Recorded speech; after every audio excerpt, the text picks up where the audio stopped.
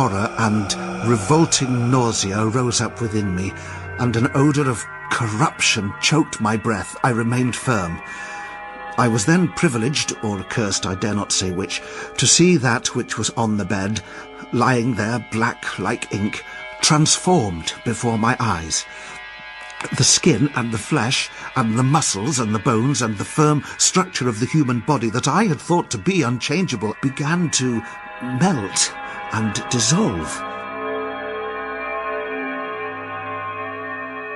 You have undertaken to write what Stephen King will call one of the most terrifying horror stories ever set down on paper. Your characters wait until the evening, until the onset of night, to perform an experiment, a grotesque invasion of a young woman's brain with a surgical pick. What happens? She receives a vision which transforms her into a transmitter of a kind of obscene ecstasy. I saw the form waver from sex to sex, dividing itself from itself, and then again reunited. Then I saw the body descend to the beasts whence it ascended. You develop your themes. Other young women will suffer abduction and fairy copulation. The mountains will glitter with hell fire. The streets of London will scuttle with troglodytes. You will take your readers to places they cannot quite believe in, but which they cannot quite dismiss. For one instance, I saw a form, too foul to be spoken of, as a horrible and unspeakable shape, neither man nor beast, was changed into human form. There came, finally, death.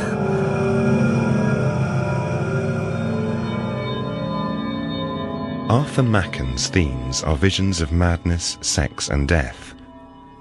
Every scribbler of horror and thrilling tales has attempted them, but Machen draws them from beyond a veil between our own world and an underworld populated by gods, demons, and malevolent fairies.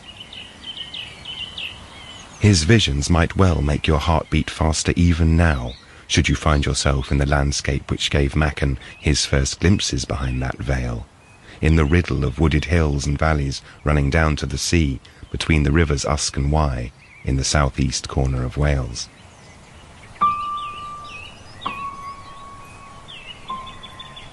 What intrigues me, Mr. Machen, is the nature of your encounters in those secretive hills of your Welsh childhood. What happened to you? What so struck you that you should have spent your writing life returning here in your stories, peeling off the turf and fossil layers of history and folklore? What dark and turbulent underworld did you glimpse? Let's begin at the lonely house between the dark forest and the Silver River. Well, that was what you called it, Arthur. May I call you Arthur? The two men were slowly pacing the terrace in front of Dr. Raymond's house. The sun still hung above the western mountain line, but it shone with a dull red glow that cast no shadows, and all the air was quiet. This is Batholey House, high up on the eastern side of the valley of the River Usk and looking west, with the dark forest of Wentwood spilling down the hill behind. A grand mock Georgian edifice built from honeyed stone, this house appears again and again in Arthur Machen's stories. The stone, it's that beautiful bath stone which almost radiates the sun back to you. It's a sort of mellow yellow. The two men now pacing the terrace of the house more than a century after Arthur wrote the opening lines of his novella, The Great God Pan, are yours truly and Richard Frame, a writer, archaeologist and Machen devotee. Richard lives just a mile or two from here, on the southern edges of Wentwood. This played a very, very important part in Machen's life. He lived over there towards the west at the rectory at Llandewi Fach. You can't quite see Batholey House from Llandewi Fach, but when young Arthur did see it, on a ride out one day, it had a profound effect on him. As they came over the brow of the hill, all of a sudden, he saw the building. The light must have been shining on it. I saw the lonely house between the dark forest and the Silver River. And for some reason or other, it was kind of shock and awe. It both fascinated him and frightened him, and he was entranced by it. And years after, I wrote The Great God Pan, an endeavour to pass on the vague, indefinable sense of awe and mystery and terror that I had received.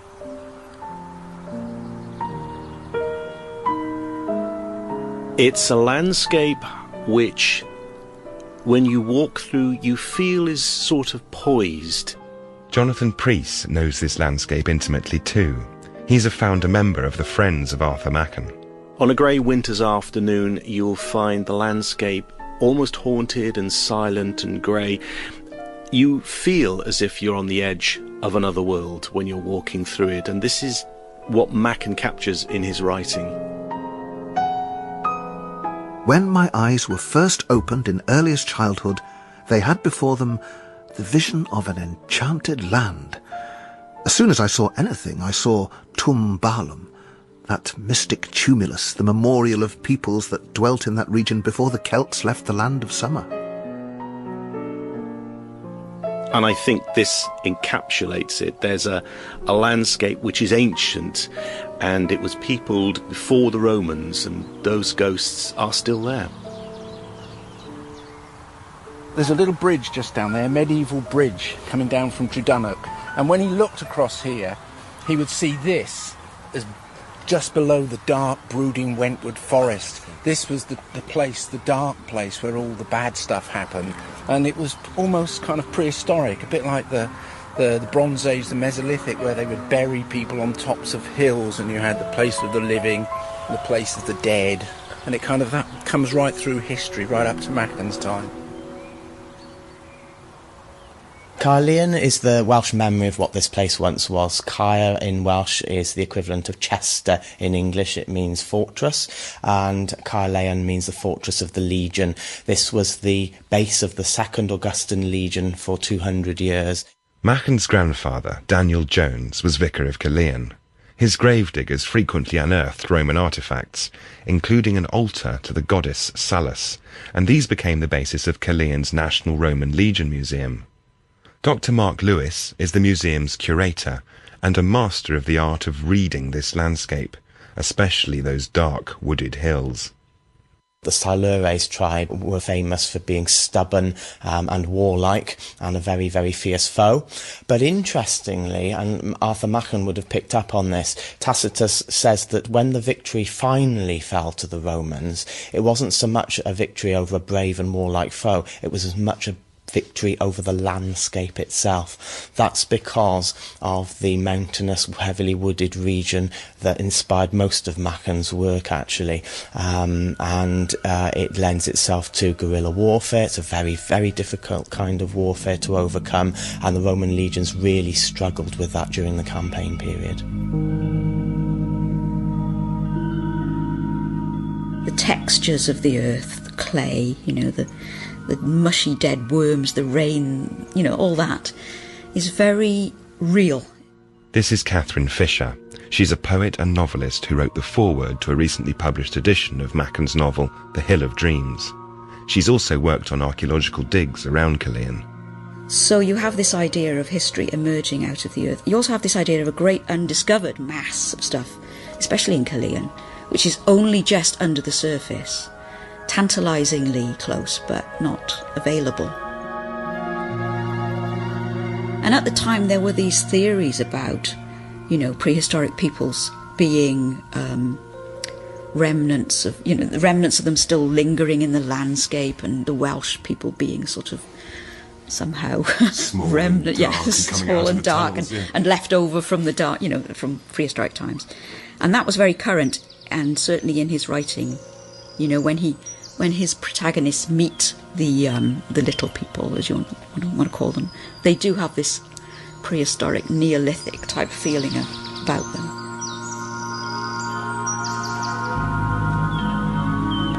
Wentwood, a mass of ancient and intertwining groves, a ghost of the old wildwood which once stretched all the way to Tintern and the Forest of Dean. It's that lovely moment on an early summer evening when the world, especially the world of the woods, is left to the birds and the animals and the fading light. So, how do you find a fairy? Well, Alice Thomas Ellis, the Welsh novelist, reported that a friend of hers had seen a fairy. And she said, really, how? And he said, well, it's very easy. You go to the edge of a wood at dusk, and you look at the wood, and you unfocus your eyes, you let them go sort of blurred, and you'll see one. But he said you want to be a bit careful, because they're very ugly and rather frightening. There is something about Wentwood which is unknowable. I mean, there is a quote in Machen where he says, "And so I crossed Wentwood and found, not that I knew it, but that it was hardly to be known." And there's this sort of unknowableness about the forest and the depths of the forest, that you can never quite know it. I just heard a twig behind us. Okay, so I'm going to look at the larches, because they look quite unpleasant.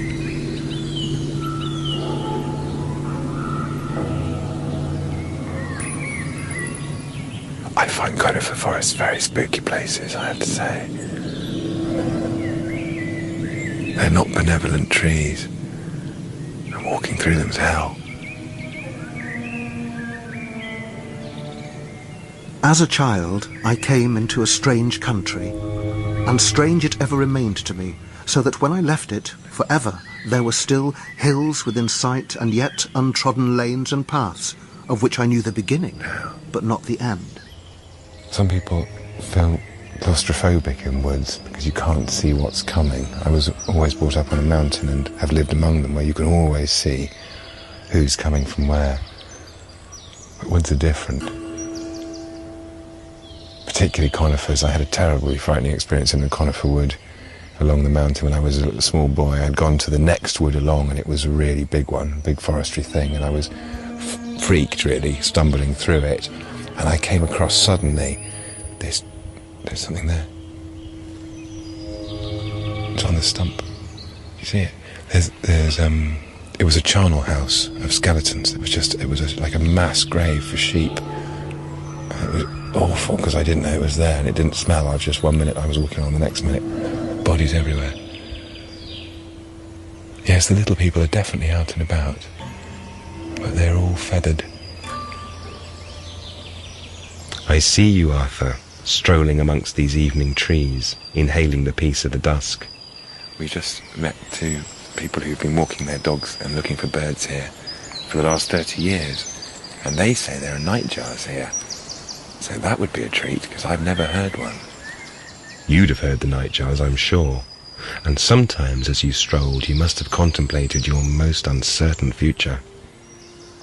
As rector of Llandawi your father depended on income from a few acres of glebe lands, and in the agricultural crash of the 1880s he began to struggle for money. Your hopes of university and of following your father and grandfather into the church foundered. The family was forced to cast around for another career for young Arthur. And because he'd written a poem and had it printed in Hereford by a local printer, the poem is called Eleusinia, they thought he would be a journalist. So this is the sort of idea that they had, and he packed him off to London, where he worked for various publishers. Then he came back to Gwent, mooned around, then he went back to London. He describes the process, interestingly, as the same as a samurai sword is made. It's plunged into hot fires and then into cooling waters and back into hot fires and back into cooling waters until it's hardened and tempered. And I think he found that experience difficult, but in the end rewarding.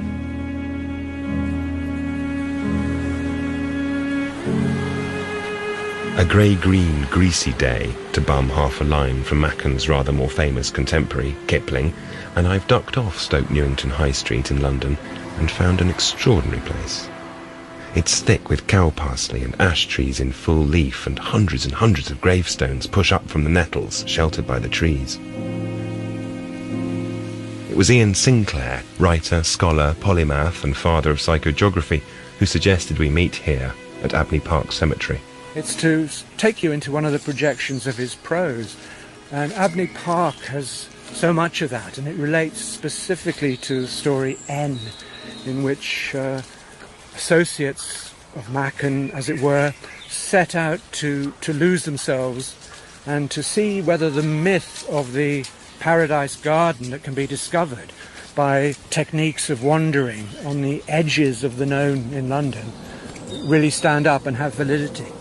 Before me, in place of the familiar structures, there was disclosed a panorama of unearthly, of astounding beauty. In deep dells, bowered by overhanging trees, there bloomed flowers such as only dreams can show.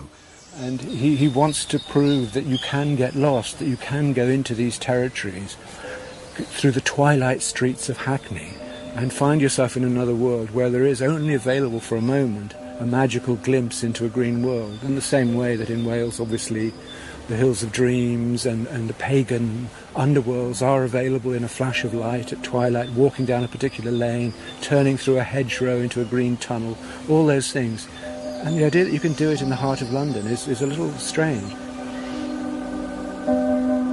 I saw well-shaded walks that went down to green hollows, bordered with thyme, and here and there, the grassy eminence above and the bubbling well below were crowned with architecture of fantastic and unaccustomed beauty, which seemed to speak of fairyland itself.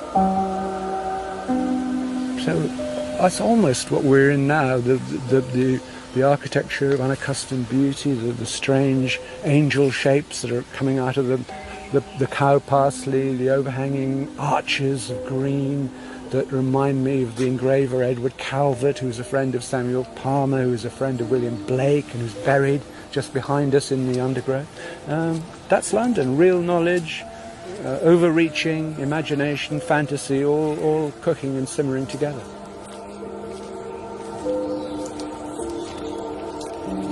Ian and I stop from time to time, and I stare into the trees and the undergrowth, unfocus my eyes, squint and hope for flashes of little people, for glimpses of fairies among the tombs.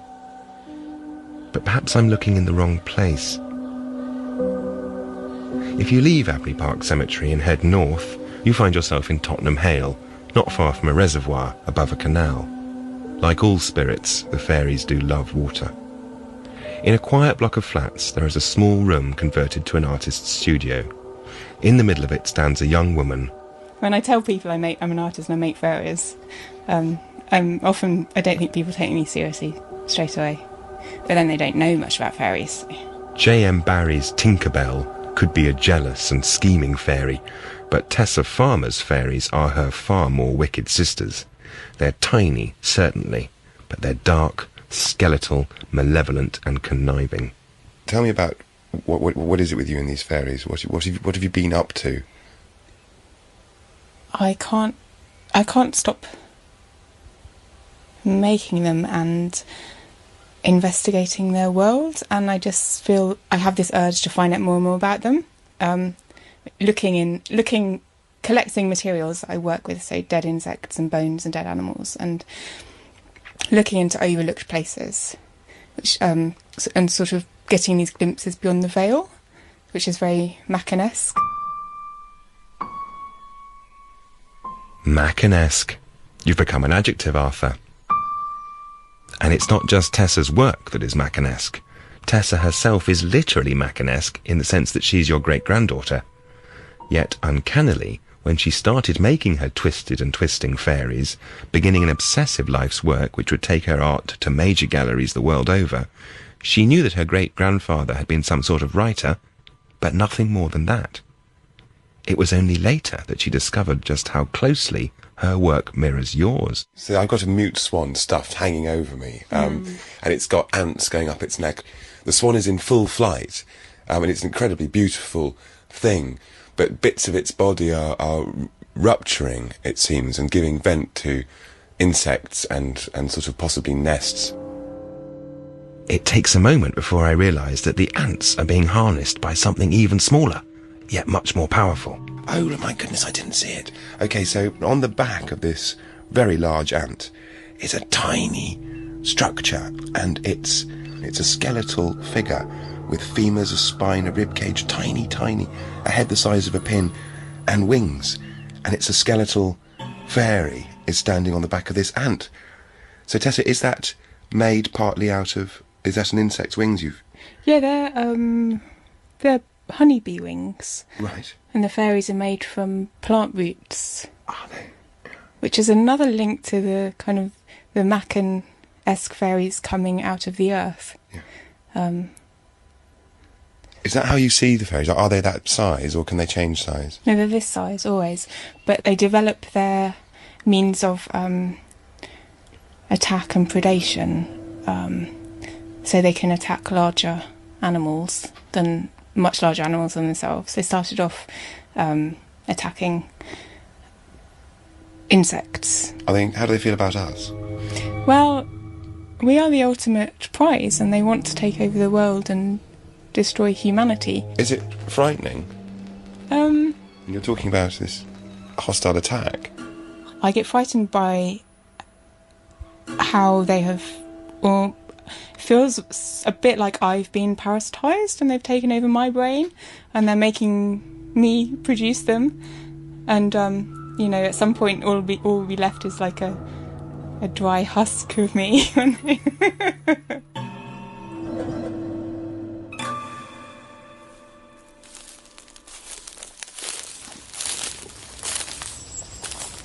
At 9:15 that evening, the two men set out, taking the path through the wood and up the hillside. It was a dark and heavy night.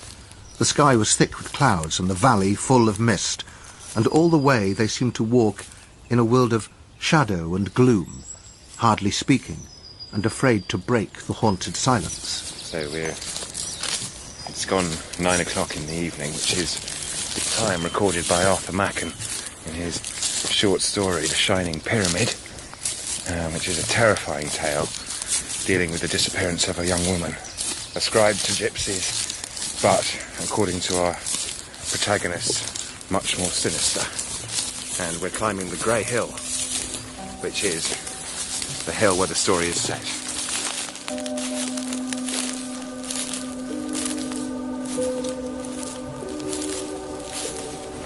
Suddenly becomes a very Machen evening. The clouds come in from the west, lower and greyer. We've just come through rough ground, found a path, and here we are. Stone circle with a standing stone. Oh, this is very strange. And this, I guess, must be the place. I know the place, said Vaughan after a moment. I have often been by in the daytime. The country people are afraid to come here, I believe. It is supposed to be a fairy's castle or something of that kind. But why on earth have we come here? They lay full length upon the turf. I think I should do this. They lay full length upon the turf, the rock between their faces and the bowl, and the rock is just here. And the hours went by, and the darkness seemed to blacken, and the faint sigh of the wind was the only sound. How much longer is this to last? He whispered to Dyson, and Dyson, who had been holding his breath in the agony of attention, put his mouth to Vaughan's ear and said, "Will you listen? Will you listen?"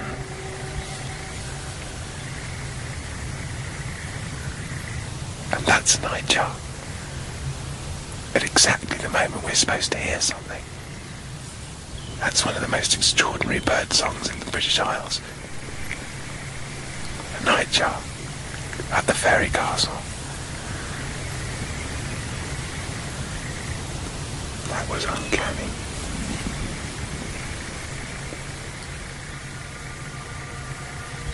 A low and gentle noise came very softly from the bowl, a faint sound, almost indescribable, but as if one held the tongue against the roof of the mouth and expelled the breath.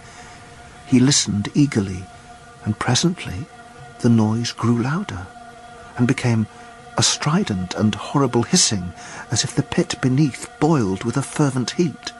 And as the voice of a woman cried out loud in a shrill scream of utter anguish and terror, a great pyramid of flame spired up like the bursting of a pent fountain, and threw a blaze of light upon the whole mountain.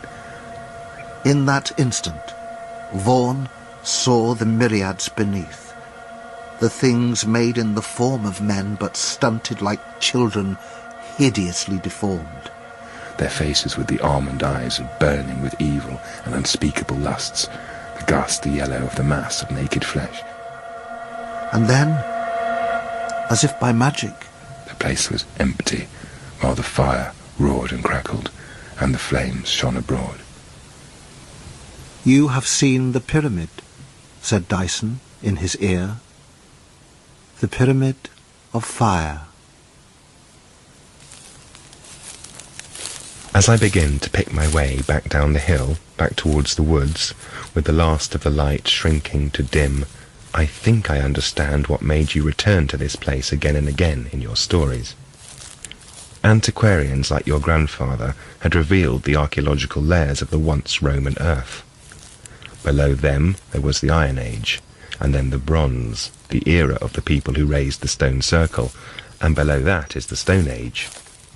But you, Mr. Arthur Machen, my master of the uncanny, you were looking for the layer below that.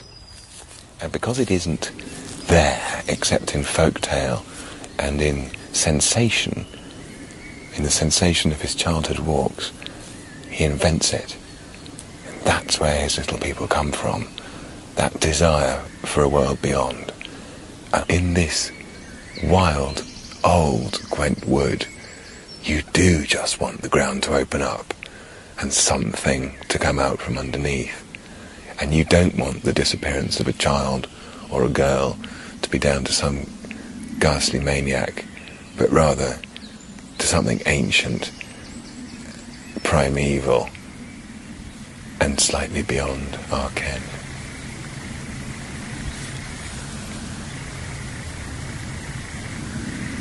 I love that when the wind moves the high tops of the trees and the rest of them are still.